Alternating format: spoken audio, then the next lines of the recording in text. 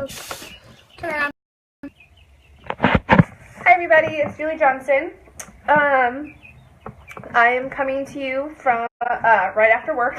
I meant to announce this live training yesterday, but amongst everything else I forgot. But I wanted to start with the trauma-informed schools training while it is on my mind, because I know that a lot of people are asking. So I'm going to start going through, I think every Friday, at least for the most part every Friday, for the next couple of weeks, I'm going to be going through different issues and deeper issues in trauma-informed schools and universal design for learning. Okay, so this is kind of my own pedagogy, so I'm going into deeper levels of that today.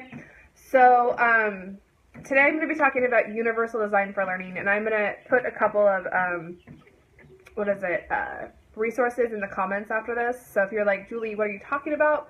Don't worry, I've got resources. I'll put in the comments. Okay, so pretty much in the terms of like trauma-informed schools, I think that trauma-informed teaching falls under the behavior side of universal design for learning. Okay, for those of you that are new to the concept of universal design for learning, welcome to the way I teach. This is my own this is just kind of my own, not my own philosophy. This is a philosophy I lean on as I create lesson plans and as I work with teams in my job. So universal design for learning, it's a model of teaching where you use every means necessary to make the curriculum accessible to everyone. And then it goes even further to say that you are making authentic learning accessible to everybody. Not even accessible like physical outreach, like that's what we think of like in special ed, or we're making the environment accessible, but we're making learning accessible to anyone, okay, in the classroom. Okay, that's what universal design for learning is. Let's see here. It focuses less on like I said, it focuses less on access and more on authentic learning. But first, let's break down like what universal design for learning is. That's a big concept, so I want to kind of unpack that. Okay. Universal design for learning. It means it's all. It's everyone is. Where are we at? I'm looking. It focuses. So I'm gonna go through each one. Universal design and learning. Okay. So what does universal learning mean? Okay. Universe means everyone. It means teaching to the most. It means making sure everyone has access, equal access to what you are doing. Okay. But here's the thing. This is my own caveat to that. Universal design for learning means teaching to the most vulnerable in the room, or the most vulnerable in a setting. So I think when you make your curriculum accessible to the most vulnerable person in the room, you are it makes it accessible for everybody. Okay, just by systems, everyone can benefit from. If you gauge your some of your learning to the most vulnerable person in the room, everyone will have access to it. Everyone will benefit from it if you start there. Okay. I think on like more of a somatic level, universal is also understanding that not everybody's bodies are ready to learn. This is really my own pedagogy. I think when we say universal, we also have to look at that learning is not just cognitive, okay? That it's a whole body system, okay? That has to be engaged in order to learn. I think we have to have learning, we need to have the environment, and we need to have and we need to have access. All of those need to be all those need to be present in the universal part of what we call UDL, or Universal Design for Learning. Okay, so I'm gonna come back to the learning part. Design. What does design mean when we talk about designing a teaching philosophy that is accessible to everyone, regardless of physical abilities, social emotional issues, speech issues, intellectual issues, race, any of that? What does design mean? And designing means looking at authentic learning for all. How can we teach so that everyone is learning? Okay? So it's not just access as in, like I was going back, like I have a blind kid in my room, or I have a kid with social emotional issues in my room, and we have this IEP, but how are they going to learn? Like, how are we going to make their learning authentic? Just giving them the information isn't enough. How are we going to do that? So the design part is about why. It's asking the why question. Why is this happening? Okay,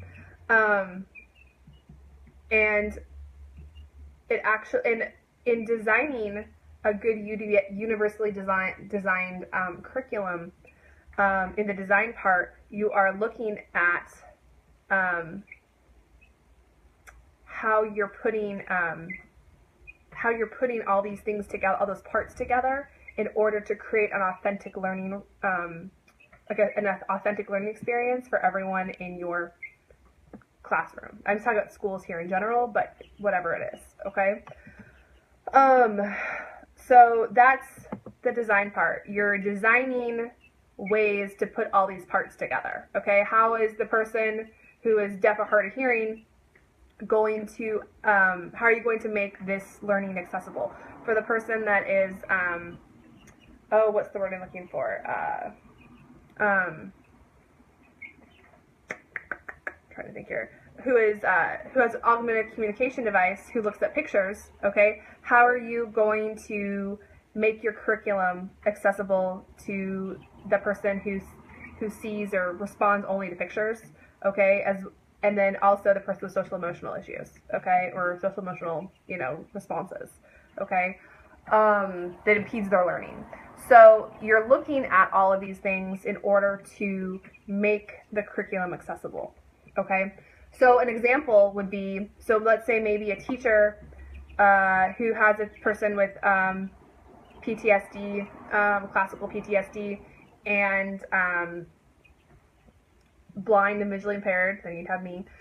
And then you'd also have someone in your room who is also, who also, like I said, learns, like, who has autism, who learns through, like, symbols. You could talk with the symbol, okay, as you teach the class, and then also slow the pace down a little bit for the person with some social emotional learning skills, okay.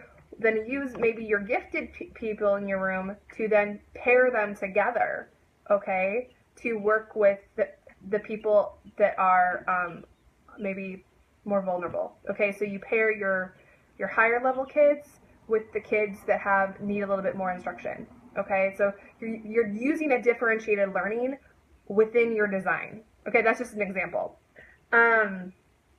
So we had universal design. Learning. How do you get them to learn?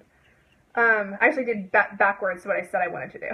So the learning part. How are you going to get these kids to learn? Okay.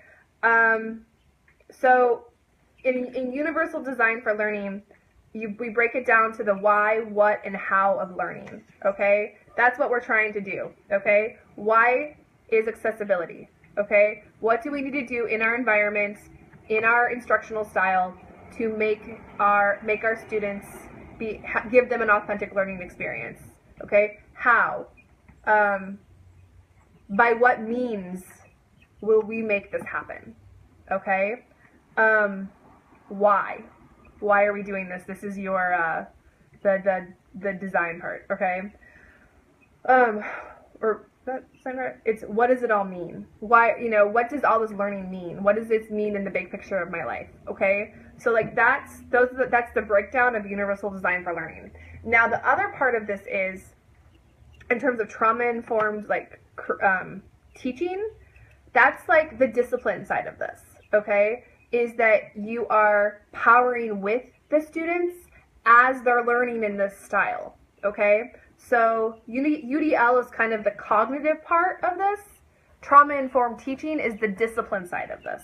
Okay, and that's how these two work together. So then we go back, so in the discipline side of this, we go into the,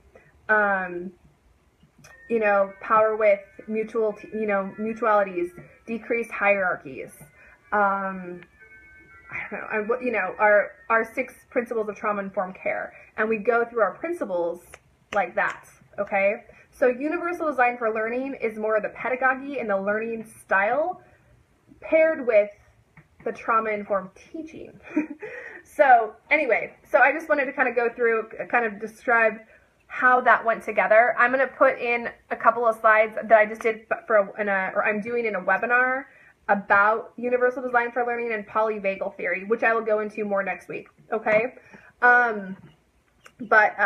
Anyway, we'll do polyvagal theory next week for schools, but this week I just wanted to break down what universal design for learning is and how we use it with trauma-informed discipline in a typical inclusive teaching environment. All right, that's it, everyone. I'll post those in there. Feel free to bring your thoughts, but universal design for learning, that's a big part of trauma-informed schools that we don't often talk about. But I think but we talk about it a lot in my field of special education and accessible technology. So, okay, bye everybody.